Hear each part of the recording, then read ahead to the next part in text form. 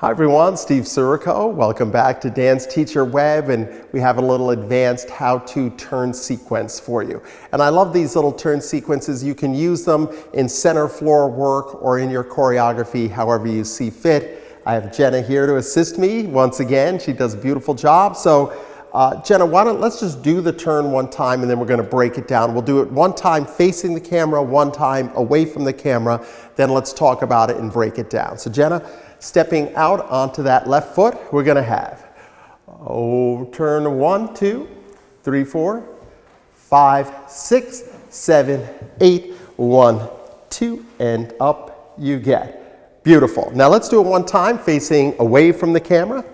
6, 7, we have turn, turn, turn, and down to the floor and around and up you get. Very nice.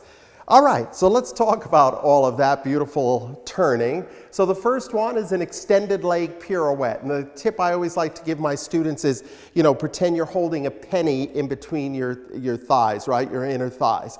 The arms are rounded, nice and pulled up. So instead of having your leg in pirouette, right, we're just gonna have them have it extended. From here, they do a little fouette, and that fouette is gonna pull them into a coupe position.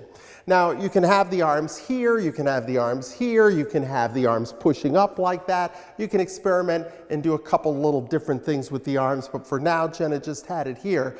And then the last part of this, I really like it, it's a reverse compass turn, right? Usually a compass turn, we have them go en de dan. Well, this, we're going en de or, and that leg is pulling back. So from this position, that's it. Keep going, Jenna, with that. See how she just did? Do that one more time from the coupe.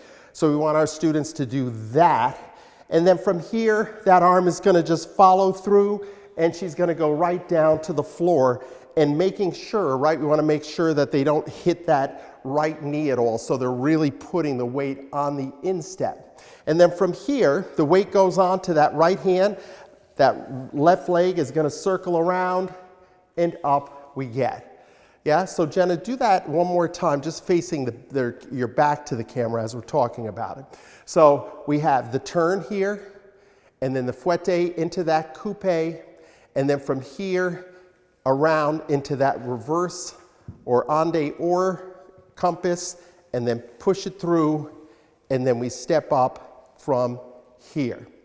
Now, with this, right, you can use this as a center turn combination, right? So we could even do a 1 and 2, a pas de bourrée to get into it, 1 and 2, turn 3, 4, turn 5, 6, turn 7, 8, 1, 2, 3, 4, have them get up, 6, 7, reverse, 1 and 2. So if you wanted to use it as a center turn combination, you could just add a little pas de bourrée or a touch step to get into it, right? So Jenna, do the whole turn sequence one more time to finish it up. 6, 7, we have 1, 2, turn and push and to the floor, and a 1, 2, and up. That's it. Yes?